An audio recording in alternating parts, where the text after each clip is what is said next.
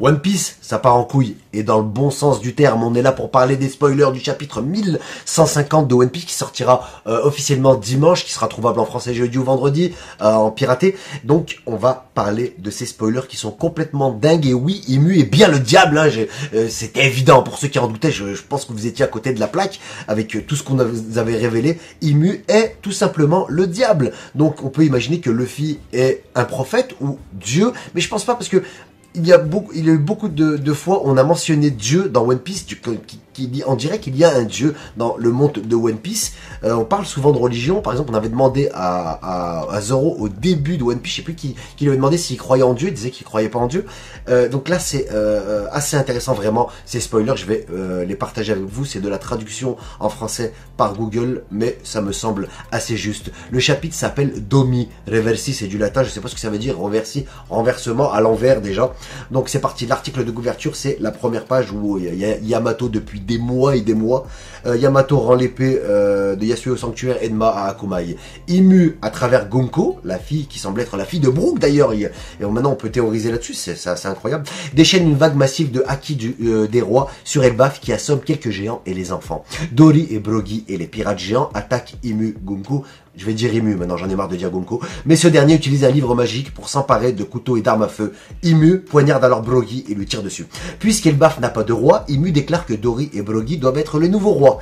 Imu utilise alors une technique appelée le contrat du diable.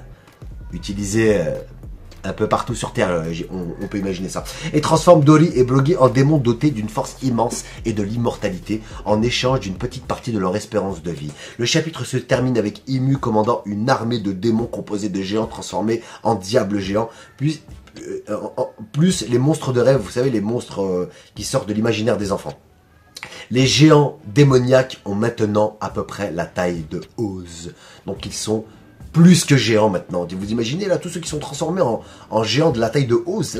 C'est le chaos en fait sur Elbaf. Moi qui pensais que ça allait être tranquille, et Elbaf, moi je pensais que ça allait être un arc d'entraînement, un arc de repos, où on allait apprendre plein de choses grâce aux livres oubliés, à la bibliothèque, etc.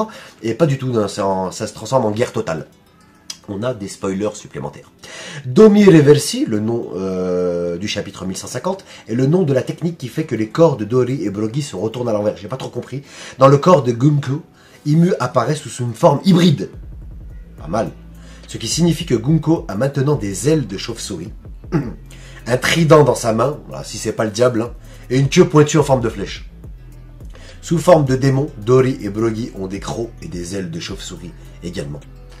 Et il n'y aura pas de pause la semaine prochaine, donc on peut revenir à la fresque qui avait été révélée il y a une dizaine de chapitres maintenant, et on voyait dans cette fresque des monstres avec des cornes, des espèces de diables avec des ailes. Donc on peut imaginer que c'est Imu qui contrôlait ces personnes-là, qui les avait transformées, qu'ils avaient fait un contrat du diable avec eux, ou que c'est tout simplement la personne tout à gauche de cette fresque, que je mettrai à l'écran, et Imu en plus il tient le soleil dans la main. Donc c'est assez intéressant, cette fresque est vraiment très intéressante à analyser. Donc quoi penser de ce chapitre complètement dingue qui One Piece, ça se transforme en récit religieux, ce que j'avais de nombreuses fois souligné dans de précédentes vidéos, hein. Pour moi, de toute façon on se dirige là-dessus, c'est obligé, il y a toujours le diable qui est évoqué, les démons, Dieu, donc forcément on allait en arriver là, et Oda vraiment il a pas froid aux yeux de transformer son récit extraordinaire et en faire un parallèle vraiment proche avec la religion qui est l'histoire. Il est intelligent Oda parce que la religion, l'histoire des religions qui se ressemblent à peu près, c'est l'histoire la plus, pour moi, hein, ce sont les histoires et l'histoire principale de ces religions, c'est-à-dire Dieu et le diable, hein, on retrouve ça partout, c'est la meilleure histoire en fait. Aujourd'hui, sortez-moi une meilleure histoire que le diable, Dieu, Adam et Ève, etc. Il n'y a pas de meilleure histoire. Jésus, ce que vous voulez, le prophète Mohammed, sallallahu alayhi wa sallam. Donc, c'est très important de souligner ce parallèle qu'il y a entre le récit de Oda et les religions. Il a choisi de faire un parallèle avec les religions et je trouve ça exceptionnel. Vraiment, je suis content que on nous confirme que l'histoire se dirige là-dedans. Maintenant, voilà, c'est à travers des petits personnages d'animé avec des pouvoirs, et c'est vraiment incroyable à suivre.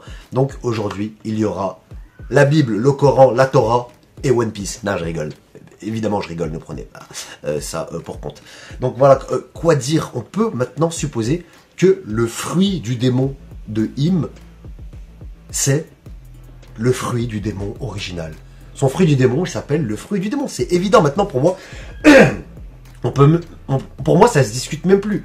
Tous les autres fruits du démon découlent du fruit du démon original, qui ne peut être que le fruit du démon. Pourquoi on appelle ça le fruit du démon? Le fruit du démon, le fruit du démon de Im, de ce fruit du démon qui a transformé Im en démon. On sait pas encore, peut-être que Im, il est tellement, Oda, il est tellement gentil, et ses personnages sont tellement au final touchants quand tu regardes leur passé, que Im peut-être sera gentil. On aura une explication que pourquoi Im est le diable, pourquoi Im est devenu fou. Peut-être qu'enfin il était sympathique, comme d'autres personnages qu'on a pu nous présenter de façon très horrible, pour qu'au final on nous les adoucit avec des passés assez tristes, qu'on justifie un peu leur folie.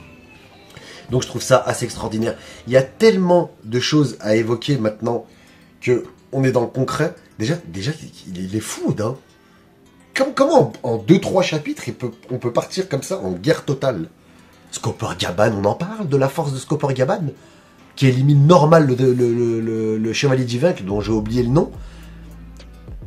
Et ce que je trouve fou, c'est que il est vieux, il a l'âge à peu près de Rayleigh, on va dire, Scopper Gaban. Et la puissance qu'il a, la facilité avec laquelle il se débarrasse du chevalier divin, en plus qui est soi-disant immortel, et là non, il arrive à contrecarrer son immortalité. D'ailleurs, on se pose la question, comment ça se fait qu'il arrive à toucher le chevalier divin? Donc ça, on peut se dire que c'est par rapport au Haki, mais ça paraîtrait évident. Donc pourquoi tout le monde se pose la question? On va peut-être apprendre quelque chose là aussi. Et c'est dommage qu'il se fasse transpercer par rapport à son fils. Il s'est rendu. Je trouvais ça hyper triste comment il a fait. C'est bon, je me rends. Ça m'a fait vraiment, vraiment de la peine. Mais Scopper Gaban avait la capacité de tuer Gonko, la fille là, et le gars qui fait les ronces, dont j'ai oublié le nom. Donc, ce qui m'étonne, c'est que on doutait de la force de Rayleigh vieux. On disait que même lui-même a avoué que ça allait être chaud contre Barbe Noire parce qu'il était vieux. Mais en vrai, Rayleigh, tu l'amènes dans n'importe quelle bataille, il déchire tout. Je l'aime trop, Rayleigh, c'est vraiment mon meilleur personnage dans One Piece. Putain, ça serait vraiment pas mal qui débarque. Donc là, on peut imaginer. Donc Luffy, Zoro et Sanji, je me demande ce qu'ils branlent avec Loki là. Ils sont dans une quête secondaire, eux. Donc ils vont débouler, ils vont se battre, c'est certain. Mais là, on a besoin d'aide. Quoique, si les Mugiwara ils sont libérés, plus les géants, Luffy Gear 5, Zoro déchaîné, Sanji en feu, je sais pas s'il y a besoin d'aide. Mais une petite aide extérieure, ça serait quand même la bienvenue pour les Mugiwara. Putain, ça serait bien que Rayleigh débarque. Après, Rayleigh, je le veux tout le temps, mais ça serait bien par rapport... Est-ce que Scopper Gaban, il est encore vivant? Moi, je pense pas. On va le voir en train d'agoniser, en train de révéler. Il va révéler 2-3 vérités avant de crever. En fait, il est obligé de crever parce qu'il est trop fort. Oda, il l'a fait trop fort là. Là, on a vu avec sa hache. Il a 80 ans presque. Il les découpe tous en un coup. Donc, il est obligé de mourir. Parce que c'est un soutien trop puissant, Scopper Gaban. On peut peut-être imaginer, pourquoi pas une arrivée de dragon, de Shanks. Mais en réalité, quand tu regardes, il y a quand même les forces vives sont là. Il reste des géants qui n'ont pas été touchés par le contrat du diable. C'est quoi ce contrat du diable? Comment il fait pour le faire? Quelle prérogative il faut? Quelles conditions il faut pour que ça puisse être validé? Il y a trop de questions à se poser. En tout cas, le chapitre 1150, il ne faut pas le rater. Là, si je fais une vidéo, là, je fais quasiment plus de vidéos comme j'ai vraiment plus beaucoup de temps. Là, je me suis senti obligé de la faire. Il fallait que je partage mes pensées et mes émotions. Là, je viens de le finir avec vous. J'avais 2 chapitres de retard. Donc, je me suis avalé les 2 derniers chapitres. Et j'ai enchaîné les spoils qui datent de maintenant hier. Hein. De toute façon, tu sors la vidéo le lendemain des spoils. Je sais que cette vidéo va faire 300 vues et encore, hein, machin. Mais c'est pas grave.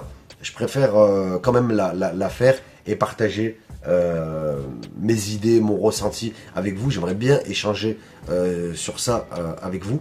Voilà, je crois que c'est à peu près tout. En vrai, non, j'ai plein de choses à dire, mais là, j'ai plus le temps, il faut couper la vidéo. On arrive bientôt aux 10 minutes. Il n'y aura aucun montage spécial. Je vais juste vous mettre la fresque pour qu'on puisse... que vous puissiez réfléchir, que je puisse réfléchir autour de cette fresque qui, je pense, apporte de nombreuses réponses. Après, Oda, il a été fort, il l'a fait de façon à ce qu'on peut interpréter 1000 choses comme d'habitude. Il est vraiment terrible, ce Eiichiro Oda. J'ai l'impression qu'il dessine One Piece sous cocaïne. Bref, je sais pas ce que vous en pensez, vous êtes sur la chaîne de Mr. Badass, anciennement Badass Anime Only. On se retrouve très vite, j'espère. À plus, salut et ciao.